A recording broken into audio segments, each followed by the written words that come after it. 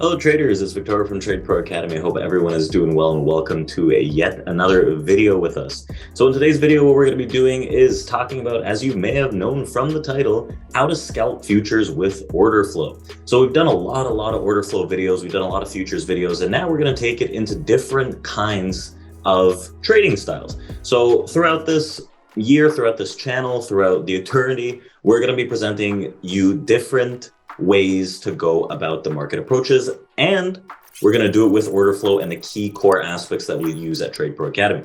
So if you're excited by this, if you're a scalper, drop a comment down below. Let me know, are you guys scalpers or you take different types of positioning?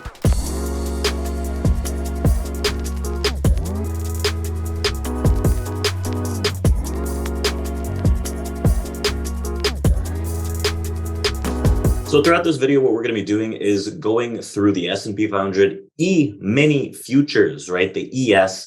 This is one of the most liquid futures assets out there. It's the most liquid equity, and we love to trade it because the order flow on it is a lot easier to read than other things like NASDAQ. Now, there's another thing that we've posted down below in the description, and it's free for all of you. It's a resource. It is one of our chart books for Sierra charts, and it is the DOM. The depth of market. So let's get into this video and we'll talk more about that. First and foremost, we have to understand what scalping is. If you guys are new to trading terminology, whatever the case may be, scalping is when you're taking these very, very minute positions, and that means that you're taking profits quick and you're taking risk off very quickly. These are the two main things that you have to know about scalping. Scalping is a trading style that requires you to be in trades very, very quickly, in and out, and for a very short period of time.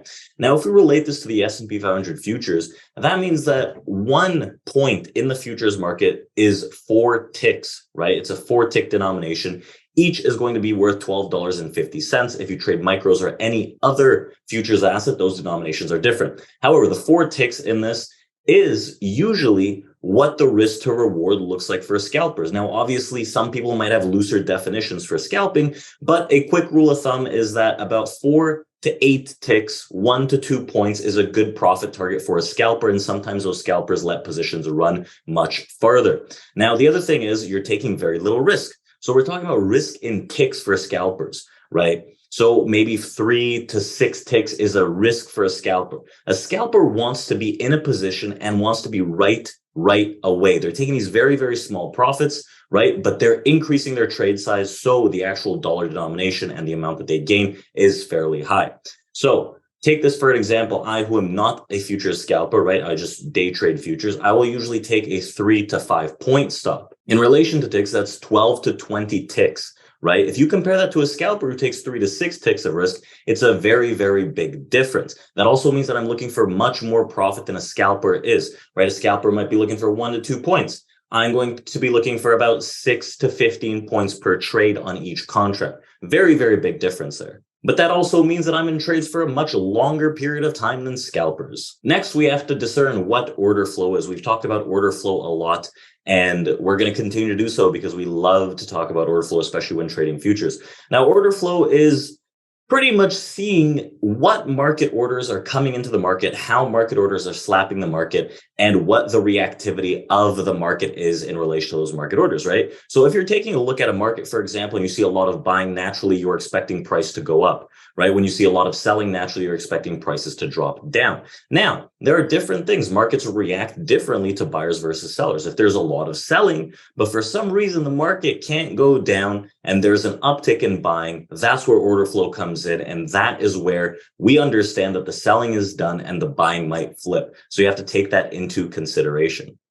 Now, the main tool that we're going to be using throughout this, again, Sierra charts, but the main tool on Sierra charts is going to help us with the order flow is going to be the depth of market, or the DOM. Like I said, there is a link down below so you can take the DOM that we use, right, that we've explained, and put it in your Sierra charts, right? That's a gift from us to you. I hope you use it very wisely. But the DOM is the main tool that we use. And we're going to be breaking down how we do that, right, as scalpers. Now, we've made several DOM videos that I want you guys to check out for sure, and they're going to be posted in and around this video. So go see those before you dive into this. We're going to explain in those videos what each of these columns on the DOM is and the importance, so you guys know and are ready for that.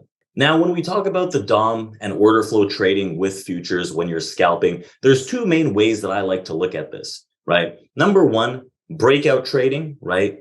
when you're going through a huge resistance or support. And number two is going to be inflection point trading or fading the market, right, as a scalper. Because fades, they're against the trend and you want to be in and out very quickly, very good for scalpers. Breakouts, right, they might be false breakouts. So again, very good for scalpers. So we're going to break down those two criteria and what they look like on the DOM and how we like to trade them. But in order to do that, we're going to have to take a look at a screen and we're going to have to go into Sierra charts. So with that being said, let's jump over to a screen. You're no longer going to see my face and I'll say buy visually, but auditory wise and charting, we'll see you very, very soon. Hello, traders. We are now at the screen here. We have Sierra charts up. We have two very, very simple charts up that we're going to be using. We have the 10 tick here on the S&P ES, right? 500 futures. We have the DOM, the depth of market, which is going to be our main tool. Now, if you don't understand what the columns and all the different things here are on the DOM, we do have videos like that, as I mentioned before we got onto Sierra charts. So go check those out. But a quick little wrap up on the DOM before we jump into our scalping. And what we're talking about here is pricings here naturally. This blue column is the bid side where we have resting limits on the bid. The red column is the offer side where we have resting limits on the offer. And in the middle is going to be one of the key areas we're looking at along with this area. Now in the middle, right on the side closest to the offers is market buying, right? Because when you lift offers, you market buy. On the other column side closest to the blue area is market selling, because when you hit the bid, you market sell. Now, in this region right here, this is the cumulative, right, asks and bids that have traded. So we have the two styles when it comes to scalping, right? We have inflection point trading and we have breakouts. First, we're going to talk about inflection point trading because it comes out very easily in today's session. Now, when we're talking about this in today's session, what we had was a very key area that actually rejected here. This was an area from a while ago. Now, there's two ways to look at this as a potential scalp move, right? Can we trade this first move and what we see on the DOM here, or can we identify that there was an inflection point in that day and look for the rejection the second time based on what had happened to DOM on the first time and the use of the DOM the second time to actually qualify that trade? Now, inflection point trading, right, you can find key rejections, right? You can see we ran up and rejected at about 10 points, even on individual days. You had this huge movement today from the PPI report. Finding those big rejections, right, will identify some very key inflection points. Now, if we're talking about this move right here, it's very, very important to notice how the DOM works. So the breakdown of the DOM when we're scalping inflection points is as follows. Usually, right, price leads into one way or another, right? If we're leading into a resistance, then we're going to see that this column close to the red side is going to be lighting up with some buy side orders, right? Something along the lines of 30 to 100, something very standard, right? You're not necessarily going to see a lot of buying. Now, there's another option, right? At a certain top, you might see what we call a stuck long, meaning there's going to be orders that keep coming in at one singular level, right? 300 turns to 400, turns to 1,000 eventually, but price cannot go up. Remember we talked about reactivity and how the market reacts to certain things. And if price is getting a lot of buy side and we can't go up, right, that creates a stuck long. Now, the key for every move on inflection points, on breakouts, if there's no strong selling which comes out in this column, meaning 300, 400, right? And even if they're 200 and there's a reaction, a sharp, quick reaction, it's all about speed and how the market reacts to these areas, then there's not going to be selling. You need sellers to sell, like you need buyers at supports to buy. So we're going to be watching these numbers and trying to quantify and break down what those patterns are, right? Remember, if we can see some weak buying with some harsh selling, then we can get a scalp in. That's exactly what we want to see. So we're gonna start this replay and see if we can identify something like that for our inflection point trade. So you see bid gets weak maybe, and then you see some slaps on the sell side. Ideally, you can get some quick trades in, and that's exactly what we're trying to do, right? Remember, scalping, we have to change our stop loss here. Maybe we want a 5-tick stop. And then I'm just going to maybe market out of this, right? Maybe a 1-to-1, or market out of this position as a take profit. So why don't we play this and see how things go here, right, on this replay? So remember, we're expecting some kind of sell side to come in at like 77, 78, right, in that region. And these guys that accumulate, these are the cumulative bid and ask areas here that you can see how the orders actually compile there. Now, one thing with scalping is you don't necessarily want to overreact in the middle of areas, in the middle of ranges, because we know where our area, our decisive point is. Because, for example, if I short sell 73 right now, my stop is 75 or so, or sorry, my stop is even 74, 74.50. It's going to easily get wiped out before we even see that 77, 76, which is our target area. So right now, what's going on this DOM, you can see the accumulation of some shorts here trying to get stuck at that 72. So some scalpers might say, well, this isn't really an inflection point trade, but it's one of those moves where we could look to kind of play off of this, right? We could look to play off of this to see if we can get that breakout. We're going to talk about the breakout soon, but this is what it's reminding me of, because you have 376, 75 shorts here accumulated. No one is pushing it lower, right? Same thing here. 455 longs here. They're still continuing though, right? You see 227, right? 58 comes in. No real sell side just yet, right? Still, some longs are getting trapped up at these tops. You have 273 long side. No crazy selling just yet.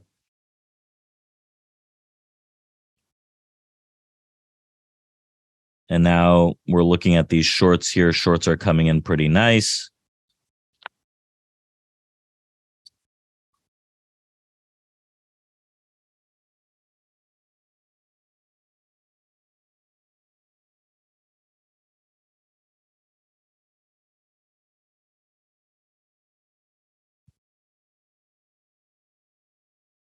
We noticed like 76s, again, they rejected pretty well here. So it's something that we should take note of. It didn't seem that obvious on this DOM, right? You saw some buyers getting in a little late here.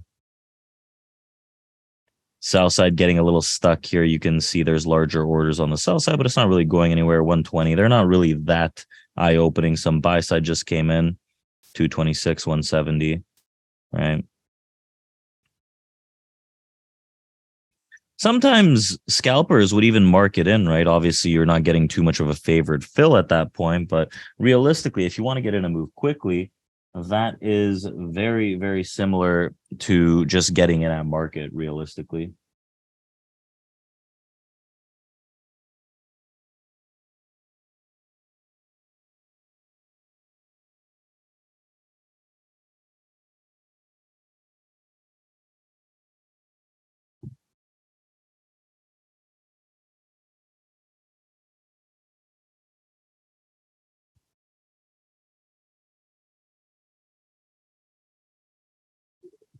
These are more sell sides coming in here.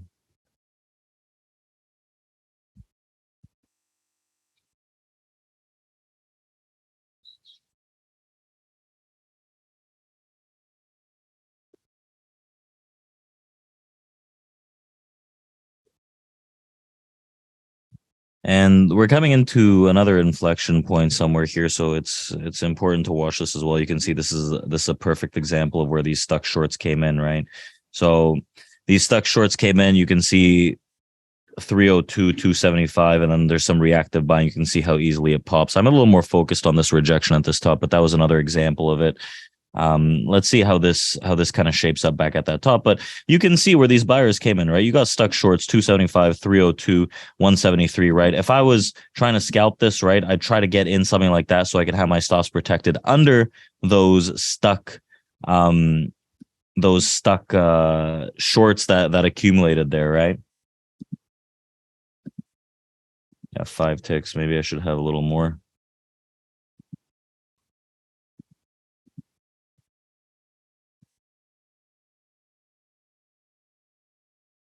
And let's see how they come back up, because I hadn't been watching that little pull down into that area for a little inflection point bounce, but I'm just still watching if we can get back into that 76, 77 and how they actually trade this, because right now what's going on is very, very weak buying, right? You can see low numbers. Strong buying is something in the 200 plus. You can see like 45 trades, right? 103, like 113, 180 trades. They tick it up, right? It's all about the upticks. If they can continue upticking on buy side, right? That shows a strength. 117, 200, right? Little uptick there. 158, 176, right? 520 buyers at this top with 227 coming in. More buy side, right? 270 now sells, right? This right here, let's pause this quickly. This right here is what looks like the accumulation of some potential longs that are getting trapped. It's nothing very decisive yet because we haven't seen a sell that sparks a quick shift to the downside, right? A quick shift to the downside is what we want to see. That means if we come here and you see 200, 300, 400 sell side, and then boom, it drops like a rock, that is a swift sell side, right? Amongst these buyers that are getting accumulated stuck to the top side, because you have 658, 556, and it's an imbalance, right? Between their counterparts. The buy side orders are much, much bigger than the sell side, right? But they're not necessarily going up with aggression. They're still holding, which is putting us off of this inflection trade, but there's still a lot of buy side between 74 and 76 that's getting accumulated stuck right now, right? And here they go, right here. This is what I wanted to see because you pop it, right? You pop above that top, above that 77. This is the perfect example of the breakout scalp as well. You pop above and all of a sudden you get some stuck longs, right? 212, 327. And these guys are supposed to go up. All of a sudden you see a little seller that comes in and hammers this thing lower. The way I'm thinking about this is the area I want to be scalping to the downside, right? Like I want it to go quick, right? 204 sellers come in, right? There you go. That's the trade. Because what we did right there was we noticed, okay, the buyers, number one, they came in aggressively at the top side, right? They got stuck right there. What else happened? The sellers came in briskly, boom, hammer it lower, right? That's the move that you want to see for the scalp, right? You want to see it quick, you want to see it powerful, and you want to see it drop based on these larger sell orders that are coming in with weak buyers, right? Scalping, we're usually going to use a much, much larger size than we're normally used to because when we have almost 4 points here, right? We want to increase our size because we're not looking for that much of an actual move, right? So the sellers, they're still kind of strong here. They're still showing their fierceness, right? And let's see, maybe we can look at this area again to see if there's a scalp. And we have to act quickly. That's the thing with scalpers. You have to click on this thing very, very fast because you know where the inflection point is. You know where the rejection is. You just want to see on the DOM, is there going to be selling or buying? 162 sell side right there. Drops it, right? That's exactly what you'd want to see out of these sellers. And if we weren't scalping, if we're actually holding out this position, right, we'd have much, much of a larger gain right now. Let's see again, 350 buy side, pops it, 377 buy side, right? They're holding it out right now. 151 buy side, not that many sellers coming in. The buyers are still acting strong here.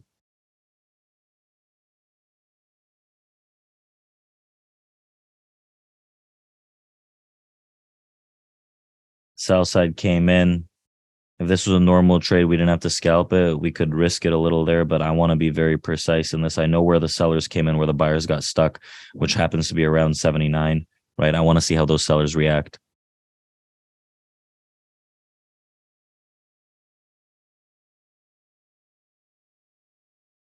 Just scalping this short here.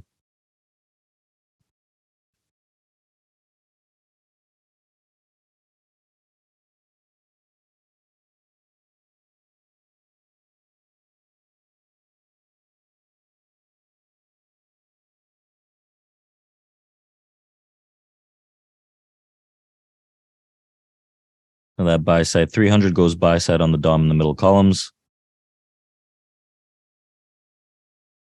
Weak buying, right? You're getting double-digit buying, single-digit buying that's coming back up. Right here, right? You get a stuck long and a big sell, right? Can I get a fill, something like this? That would be a decent little scalp there if we can just drop it from here. Right now you see, okay, 258 buyers, 300 sellers, sorry. 300 sellers down ticks it after 300 buyers comes in, right? This is the area. The 79s have to hold, 79.5 or so. We're wrong above this area, right? Big sellers come in again. 181 gets stuck long. There you go. That's a nice reaction as well, because we know where the sellers are now. We know the sellers are in around this area. That's good. That's a good downtick reaction. These guys have to take it.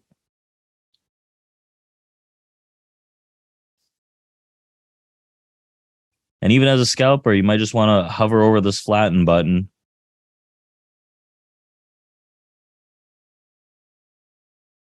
There you go. That's another good reaction right there, because 175 buys it, right? We downtick aggressively. They should take this out, right? You have 112 again, sellers come in, you downtick. You see the aggressiveness of the actual market reacting to these areas, right? Every time a sell comes in, they downtick it hard, fast, aggressively, right? 150 sell side right now, right? 192 sell side, boom, accumulation downside. That would be a better entry for sure as a scalper, right? There's a very, very high chance that this is going to drop right now. You have the accumulation of stuck longs, weak longs trying to buy this right now, and big shorts that have on every chance they've had pushed markets down aggressively by a few ticks, right? From 79 quarter down to about 78 half. Those areas have been sold very, very aggressively time and time again, right? A scalp, it wouldn't last this long because we've been in this trade for quite some time now. It has to go very, very quickly. Otherwise we can just go away, right? More stuck longs are getting accumulated here. And there we go. 185 goes sell side. They should take this right now. And we're out of it. There you go. That's the sell side. That is the scalp right there, because we saw those big sellers coming in and accumulating. Now, if we talk about the breakout, right, instead of points of inflection, the breakout is very similar because you're looking for those massive points of inflection and you're waiting for price to burst above by a few ticks, right? So 78, for example, to 79, a point right there. The last time we burst up, what will we look for in that scenario would be, if we're looking for the longs, we want to see the accumulation of a lot of longs coming in here and constantly upticking. By that, I mean large orders, right? 150, 250, 300. And I don't want them getting stuck like they were accumulating here. I want them to trade, and I want price to shoot up as a few ticks to the upside, like a nice little uptick, even if it pulls back, right? A few little upticks. And that's how we're going to notice the breakout, right? I want to look for those key areas for those breakouts, and I want to see the buyers that are stepping in. I want to see them really run through those areas aggressively, especially when we identify an area like this, which is a point of inflection, right? Maybe down below here is a point of inflection that was held time again. Once we get into that area, there's usually a lot of orders that had traded there to the sell side, meaning that their stops are going to get ran above that area. That is the premise of the breakout. Now, a lot of those breakouts are false breakouts as well, so we have to keep that in mind.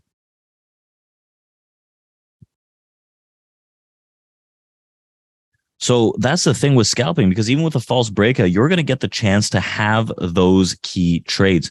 So very, very simple. Again, with the breakouts, we mainly focus on the inflection points here because I like those scalps a little better. But the breakouts, it's a very similar story in terms of reading the DOM.